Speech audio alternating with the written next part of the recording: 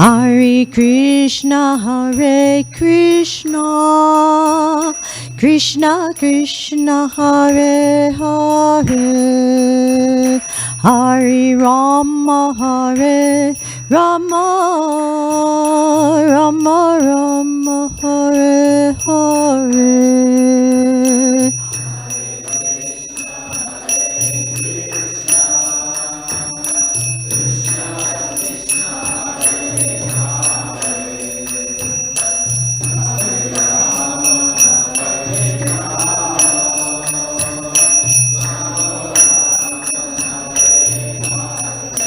Hare Krishna, Krishna Krishna, Hare Hare, Hare Rama, Hare Rama, Rama Rama, Hare Hare.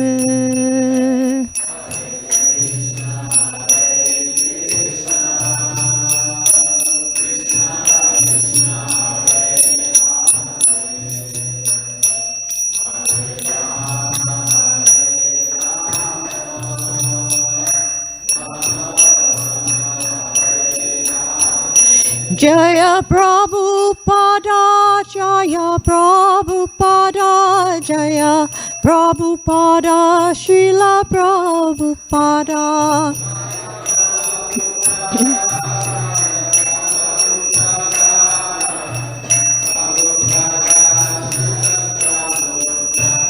Jaya Prabhupada, Jaya Prabhupada, Jaya Prabhupada, Srila Prabhupada.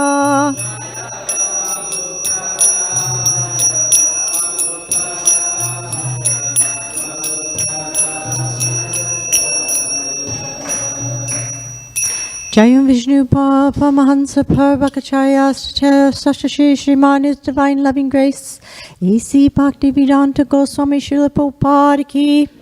Jayam Vishnu Papa Mahansa Parvakacharya Sashashi Shriman, His Divine Loving Grace, Srila Bhakti Siddhanta Saraswati Goswami Srila Prabhupada Ki. Ananta Gauri Vaishnavinda Ki. Namacharya Haridas Thakur Ki. Brahm Shakahoshi Krishna Chaitanya Prabhu Nityananda Shri Advaita Shri Gadar Shri Vasadi Gaur Bhaktivinda Ki. Shri Shri Radha Krishna Gogopinath Samakunda Radha Kunda Giri Govardhan Ki. Vrindavan Dham Ki. Mayapur Dham Ki. Jagannath Puri Dham Ki. New Dwarka Dham Ki. All glories to the assembled devotees. All glories to the assembled devotees. All glories to the assembled devotees. All glories to Shri Shri Guru and Granga. All glories to Srila Prabhupada. Om Vishnu Padaya Krishna Sai Balai Shrimati Bhaktivedanta Swami Tamin. Mahare Saraswati Devi Gaurvani Pachani Nirvishesha Singh Radhi Bhaskati Adastai. So let's say this together. Narayanam Namaskrita Naram Chaiva Narottamam Devim Saraswatim Vyasam Tato Jayam Udirayat. Before reciting the Srimad Bhagavatam, which is the very means of conquest, one should offer respectful obeisances unto the personality of Godhead Narayan, unto Narayan Rishi, the supermost human being, unto Mother Saraswati, the goddess of learning, and unto Srila Vyasadeva, the author. Naishta Preshu Apadreshu Nityam Bhagavata Sevaya Bhagavati Uttamasloke Bhaktir Bhavati Naisati. By regular attendance in classes on the Bhagavatam and by rendering of service to the pure devotee, all that is troublesome to the heart is almost completely destroyed, and loving service unto the personality of Godhead, who is praised with transcendental songs, is established as a irrevocable fact. Om Ganatimrandasya Ganagana Salakaya Chaksun Militanyena Tasmai Shri Gurave Namaha. Shri Chaitanya Manobhistam Stapitam Yena Bhutale Swayam Rupa Gadanmayam Dadanti Swapadantikam Vandeham Shri Guru Shri Yuta Kamalam Shri Gurum Vaishnavamscha Shri Rupam Sagrajatam Sahagana Raghunatham Tam Sajivam Sadvaitam Sadvarutam Parijana Sahitam Krishna Chaitanya Devam Shri Radha Krishna Padam Sahagana Gana Lalita Shri Vishikhapitamscha Hey Krishna Karuna Sindhu Dina Bandhu Jagapate Gopisa Gopika Kanta Radha Kanta Namosute Abdakanchana Gorange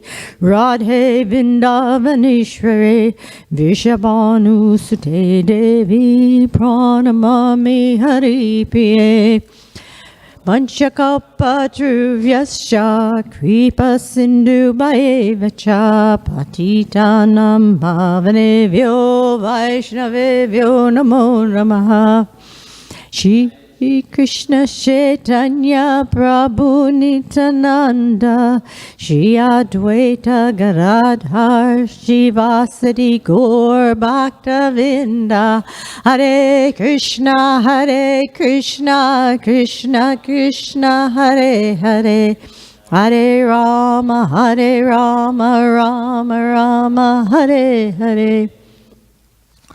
So here we are at the 10th canto, 4th chapter, text 22, the atrocities of King Kamsa. Yavadatosmi hantasmi Dhyatmanan manyate sadik Tatvatadabhimani agno Badya badhakatamiyat Yavadatosmi hantansmi Dhyatmanan manyate svadik Tavatadabhimani agno Madhya Badhakatamiyat. Vaishnavas.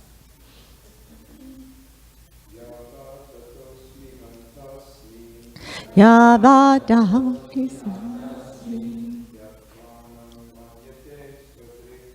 Jhana manyate sadu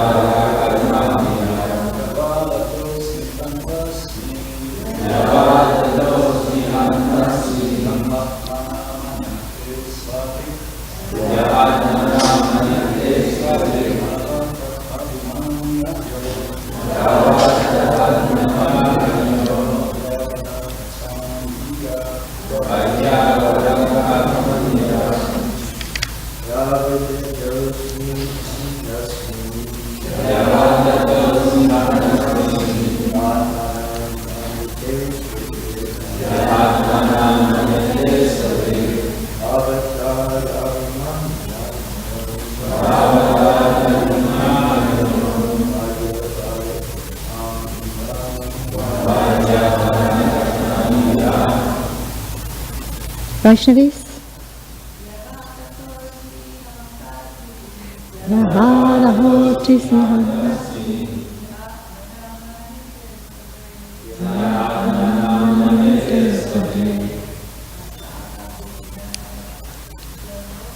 Tatataravimanyagno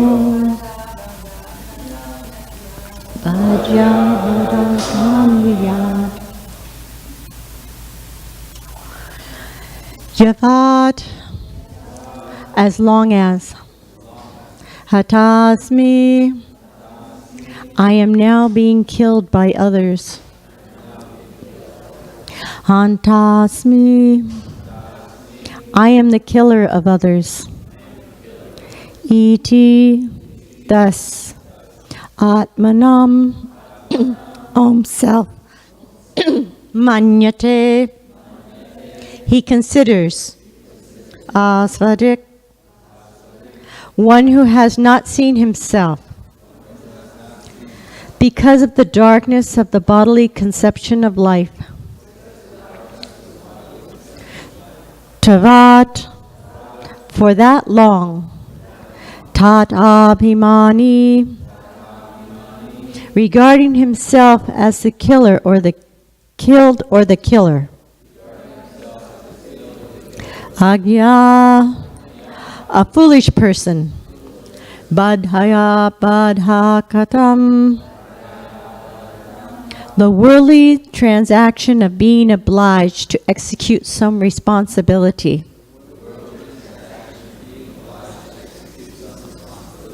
Iyat continues. Srila Prabhupada's translation and purport. In the bodily conception of life, one remains in darkness, without self-realization, thinking, I am being killed, or I have killed my enemies. As long as a foolish person thus considers the self to be the killer or the killed, he continues to be responsible for material obligations, and consequently he suffers the reactions of happiness and distress. By the grace of Lord Kamsa felt sincere regret for having unnecessarily persecuted such Vaishnavas as Devaki and Vasudeva, and thus he came to the transcendental stage of knowledge. Because I am situated on the platform of knowledge, Kamsa said, understanding that I am not at all the killer of your sons, I have no responsibility for their death. As long as I thought that I would be killed by your son, I was in ignorance, but now I am freed from this ignorance, which was due to a bodily conception of life, as stated in the Bhagavad Gita 18:17. Yasya nahang krito bhavo buddhir yasya nalapyate atvapina sag imam lokan nahanti na nipajyate. One who is not motivated by false ego, whose intelligence is not entangled, though he kills men in this world, is not the slayer, nor is he bound by his actions. According to this axiomatic truth, Kamsa pleaded that he was not responsible for having killed the sons of Devaki and Vasudeva. Please try to excuse me for such false external activities, he said, and be pacified with this same knowledge. Om Namo Bhagavate Vasudevaya. So, here we are in the section of the Srimad Bhagavatam where Kamsa is having a little, as it was stated earlier, as crematorium enlightenment. It's a very short-lived enlightenment, as we'll see very shortly. Because he was shocked by Durga Devi into realizing his insignificant position in this world. And somehow or another, we're all in the same condition. We've been shocked into realizing this material world is no place for us. And so we have some similarities to Kamsa, though we're not demons. Prabhupada says the most intelligent people on the planet are here in Srimad Bhagavatam class. The problem with Kamsa is that he got this taste of transcendental knowledge, but he was not able to maintain it. And that's the point. He held on to his anarthas, his attachments. He held on to his bad association and his demoniac nature. Nahi janmina sarisam pavitrami havirjate tatsvayam yoga samsita bale atmani virnati. In this world there is nothing so sublime and pure as transcendental knowledge. Such knowledge is the mature fruit of all mysticism. And one who has become accomplished in the practice of devotional service enjoys this knowledge within himself in due course of time. So this knowledge is such a beautiful thing, but it's not a one-shot process. I was listening to a class by Srila Prabhupada this morning. He said, taking initiation, Brahman initiation, is not sufficient to be called a Brahmana. One must continue to go to classes, and one must continue to read and chant. And that's the process. Prabhupada's given us the perfect process to actually be Brahmana, but if we don't follow it, we're not Brahmana. Kamsa was doomed because he had no process. He hadn't surrendered to a spiritual master. And he had no process for giving up his attachments. So we can be similarly affected. Who are we associating with? Who is Kamsa associating with? Association is such an important thing. If we associate with people who are affected by their minds and controlled by their senses, we will also become controlled by our senses and affected by our mind. So we need to strive for for saintly association. Sadhu, Shastra, Guru. This is the kind of association we need to strive to have. And for giving up his attachments, Kamsa had so many attachments. He was attached to being a king. He didn't want to give that up at the cost of even killing his own sister. And he was so attached to his wealth and his prestige. We have our attachments also. We need to be aware of what those attachments are. I believe it was Vaishya Sheikh who said in a class here not too long ago, he said those attachments, if we are not prepared to give them up, they could cause us fall down. What are these attachments? Attachments could just be certain concepts we have. Concepts of how we think Krishna consciousness should be. Attachments could be even, as Rupa Goswami warns us in the Upadeshamrita, that it could be attachment to just following the rules and regulations, just for following the rules and regulations.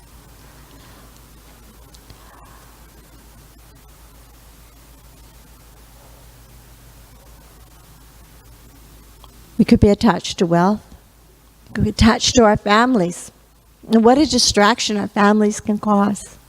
Sometimes it's unfortunate, but we have families that don't appreciate or understand what we're doing. And they'll be constantly pulling at us. Oh, come see me. Come associate with me. Come watch us do our nonsense. It's very difficult, right? I was 10 years in the movement. And my father said one day, you know, this doesn't seem to be such a bad process you're in. After 10 years. I met this very sweet girl in Russia. And she was telling me how hard it was. She had married into a family that didn't want to hear about Krishna. So what can we do? We can't be cold-hearted and indifferent, but we have to protect our creepers, right? We can bring them, prasadam, but we have to be careful how we deal with them. But Kamsa, he wasn't ready to give up anything. And consequently, he fell down very quickly. So his realizations were short-lived. And Kamsa's demoniac nature, we all have to deal with this. Radhanath Swami, in his book, tells a nice story about, it's a parable that's an Indian parable about how everyone has two dogs living within him. There's the good dog, and there's a vicious, mean dog. And the way to control these two animals that are within each of us is not to feed the vicious dog, feed the good dog. So how do we do that? It's through our thought process. We may not be responsible and pay karma for our thoughts, but if we don't do something to change our thoughts, they'll bring us down. We'll act on that.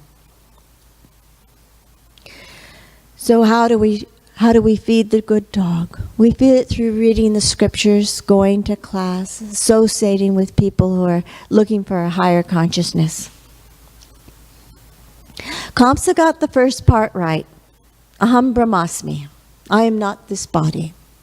But like the Mayavadis, he didn't get the second part right. Aham Brahmasmi, Nitya Krishna Das.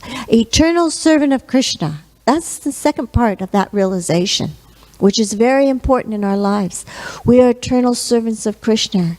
And so through devotional service, we can understand and get a deeper connection and understanding of our eternal position. Whereas the impersonalists and Kamsa, the impersonalists, they're thinking, oh, yes, I'm not this body, I'm Brahmasmi. But I'm Narayan, you're Narayan, we're all God. But after a while, they fall down too. They fall down into material activities of philanthropic work, opening hospitals, doing some good works, but not really benefiting society. The real benefit for society is what? The Sankirtan movement, right?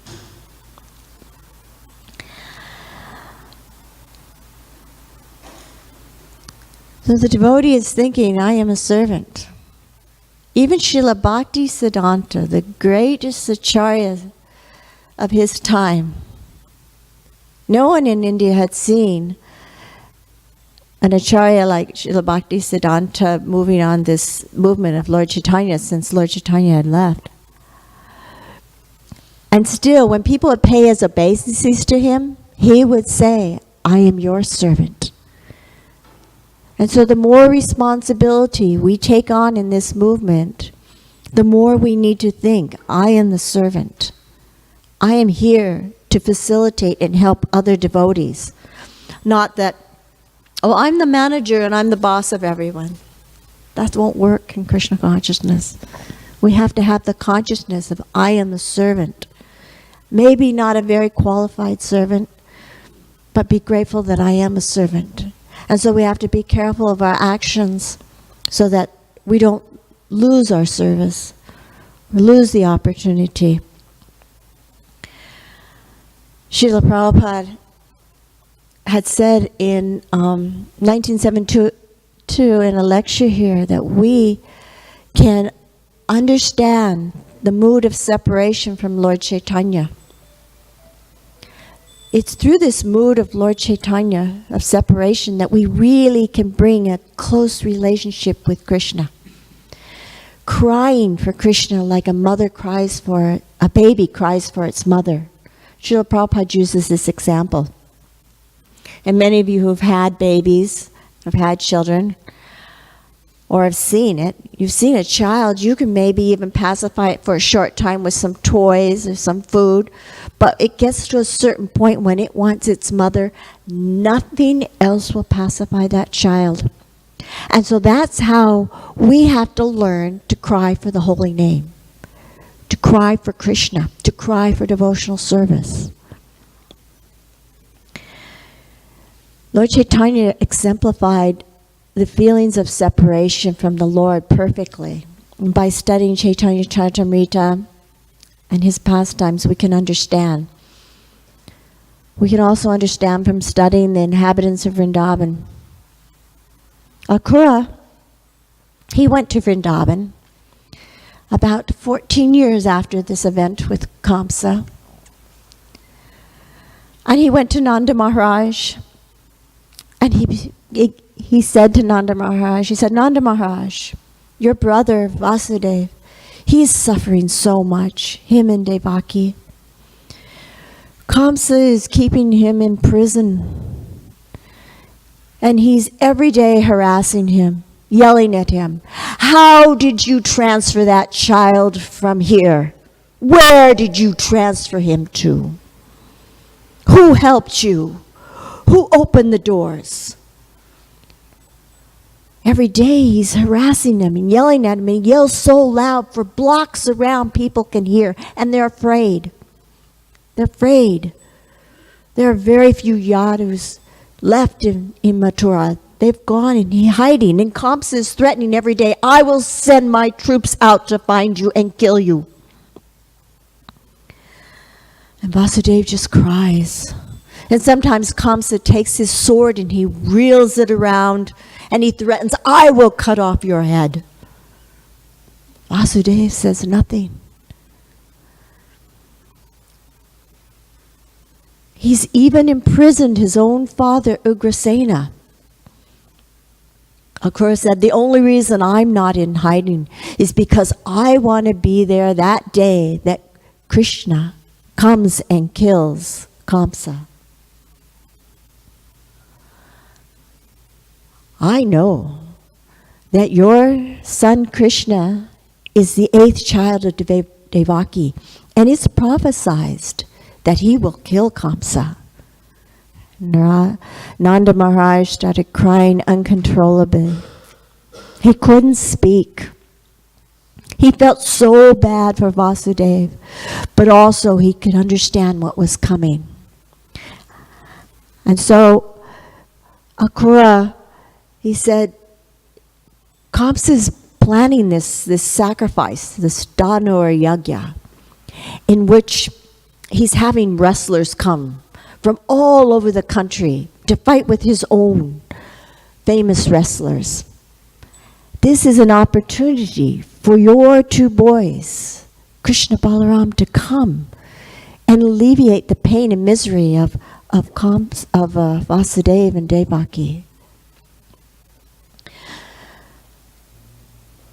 Nanda Maharaj, he couldn't answer Akrura. He said, come back tomorrow. So he spent the whole night agonizing over what he should do. And the next day, Akrura came and he greeted him in the outer apartments of their home. And he went into the inner apartments where every day Mother Yasoda would be with Krishna. But this day, Mother Yasoda was sitting there, but Krishna was not there. And Mother Yasoda was crying. Nanda Maharaj understood. She must have heard. She must have heard, like all the inhabitants had heard, that Akrura was there to take Krishna away. This is a feeling of separation. And Krishna hadn't even left yet, but the fear of separation.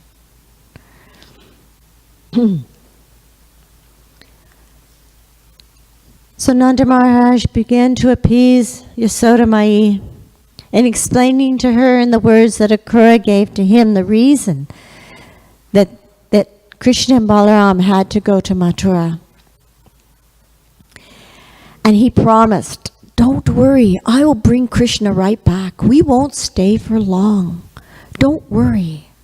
And finally, Yasoda Mai, she relented, and she went and got Krishna, and brought him, held him by the hand.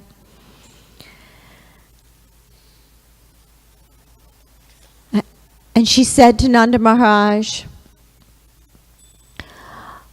Oh Nanda Maharaj, I'm handing over my son to you. He is more dear to me than my very life.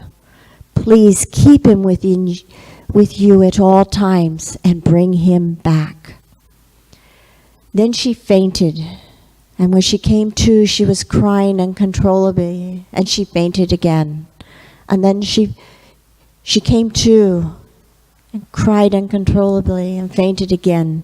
And at this time, all the gopis had gathered around, and they started yelling at her. Mother Yasoda, what are you doing, you fool? You can't let Krishna leave. What is to become of Vrindavan? This is a catastrophe. All of Raj will be destroyed. Your home will be worthless.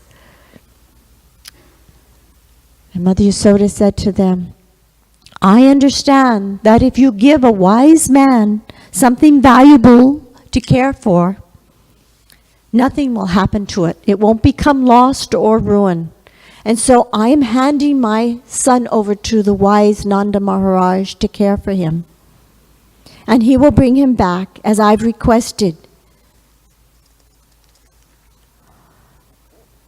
Kura saw the situation. He realized, I better leave now. Otherwise, somebody may change their mind.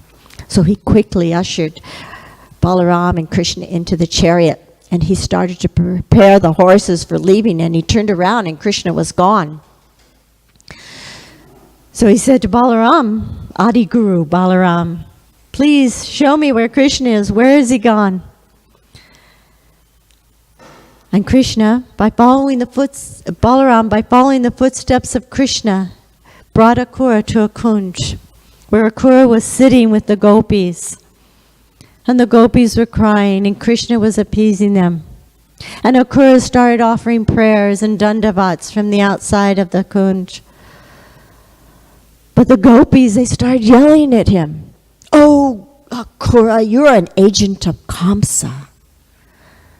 You're a liar. You're a thief. You are not. Krishna and Balaram are not the sons of Vasudeva and Devaki. They're the sons of Yasoda Mai and Nanda Maharaj. Don't take them away. And they started crying and crying. And they looked at Krishna and they saw that Krishna was going to go. So Akura, he led Krishna back to the chariot and got on the chariot, and the gopis blocked the way. They held on to the horses. They wrapped their arms around the wheels. They weren't about to let him go. And they'd begin to tell Krishna, we know about you from Garga Muni. He told us that you were Lord Ramachandra in your last life. And like Lord Ramachandra, you're leaving a chariot with your brother. Just like Lord Ramachandra who left Ayodhya, you're leaving Vrindavan. But Lord Ramachandra was kinder than you because he took Sita. Why don't you take Radharani? How could you be so cruel? Lord Ramachandra was a coward. He shot Bali in the back, hiding behind a tree. But you are worse than Lord Ramachandra. You are killing many Balis. Balis is another word for a young girl. You are killing thousands of Balis by leaving here in Vrindavan. Akura looked around and he knew, this time I must go. The situation is getting very dangerous and I don't want Krishna to change his mind about leaving. So he very carefully started to maneuver the horses, so the gopis had to remove themselves. And he started going very quickly.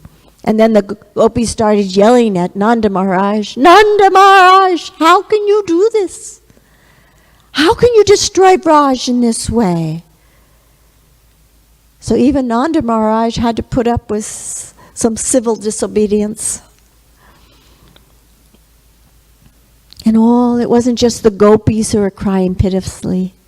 It was the calves, and the cows had come, and all the forest creatures, the deer, the peacocks, the cuckoos, the parrots, they all came crying. Govardhan was crying rocks. Jamuna dried up and was flowing the opposite way. All of Vrindavan was pitifully suffering this separation. Separation that hadn't even happened yet. And so in this way, we need to learn to cry because we're separated from Krishna. Thank you very much. Do you have any questions or comments?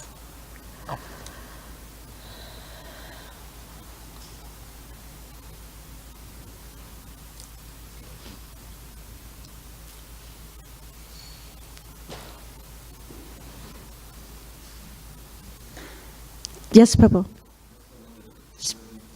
Speak very loudly. Yeah, this is a story in the Bhagavatam. Yeah, what parts of it? Yeah. Yeah.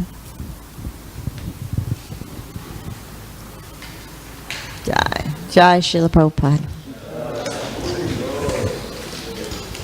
Is anyone going to see Anadi today?